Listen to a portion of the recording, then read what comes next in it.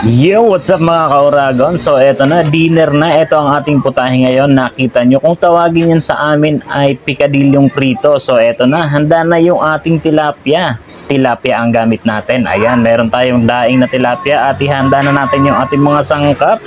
Meron tayo dyan na hiwa ng sibuyas, luya, kamatis at naglagay tayo ng sili. At eto, himayin natin yung pantali.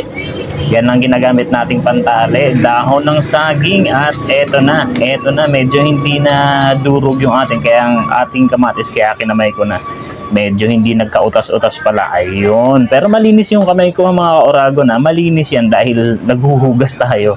Ayun, maglalagay na tayo. Ilalagay na natin yung palaman. Kumbaga parang yung ihaw, 'di ba? Ito naman prito.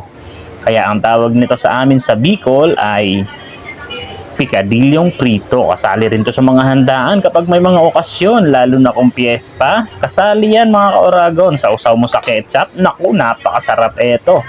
Ayan, punong-puno, nag-uumapaw. Or pwede rin to yung dito sikat dito sa Maynila, yung pinaupong tilapia, ganyang style lang din yan. Pero sa amin kasi prito, yung yung tilapiyang pinaputok ay ini-steam naman, binabalot sa foil. Eto, wala, tatalian mo lang yan. Itali na ay lagyan na natin. Lagyan muna natin yung ating mga isda. Ayun.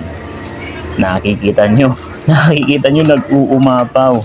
Simpleng-simple. Ganyan lang yan kasimple mga kauragon. Ubusin na natin, ilagay na natin lahat. Ayun. Pinaputok. Hindi yan pinaputok. Pikadilyo. Pikadilyong prito ang gagawin natin. Sa susunod naman tayo gumawa ng pinaputok na tilapia. So, eto na. Ihanda na natin yung ating panali. Hugas muna tayo kamay at medyo madulas. Okay. Okay na. Handa na. Itali na natin. Medyo pahirapan ng pagtali nila mga kaurago. No? Ayun. No? Ayan. Hindi ko na sa inyo masyadong in-elaborate at ipinas forward natin ng konti kasi medyo natagalan ako sa pagtatali. Dahil nga dito, ayan. No? Ayan. Tingnan nyo. Medyo pinahirapan ako nito isang to eh. Pero simple lang yan. Simpleng-simple lang yan. At sigurado kapag natikman nyo to or ginawa nyo to mga kauragon, ay naku, uulit-ulitin nyo yan. Sikat yan sa Bicol. Sikat yan sa Bicol mga kauragon. Kasali yan sa mga handaan. Sinasabi ko sa inyo. At eto na. Tapos na nating itali. Hindi ko na yan ipinakita lahat na kung paano natin itinali lahat. At isasalang na natin yan after this. So eto na.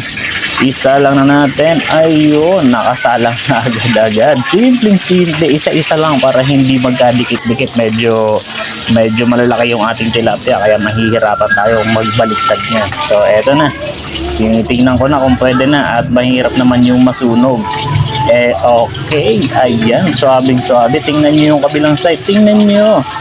Kailangan natin ng tulong. Iba muna natin yung cellphone at gawa tayo ng dalawang sandok ang gamitin natin. Eto na, tatalsikas yan at ayan na nga. Nakikita nyo na yung kabilang side. Aba, mukhang mapapa-extra rice na naman tayo nito. At eto, tapos na. Huwag kang kukurap at mabilisan lang to. After how many minutes, ganyan ang itsura niya. At papatiktikin natin yan para walang mantika. Ay, yung excess na mantika ay mapunta dun sa strainer.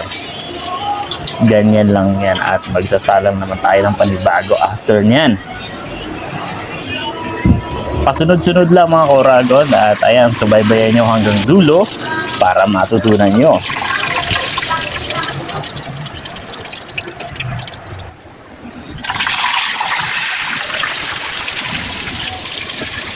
At eto na, finish na tayo.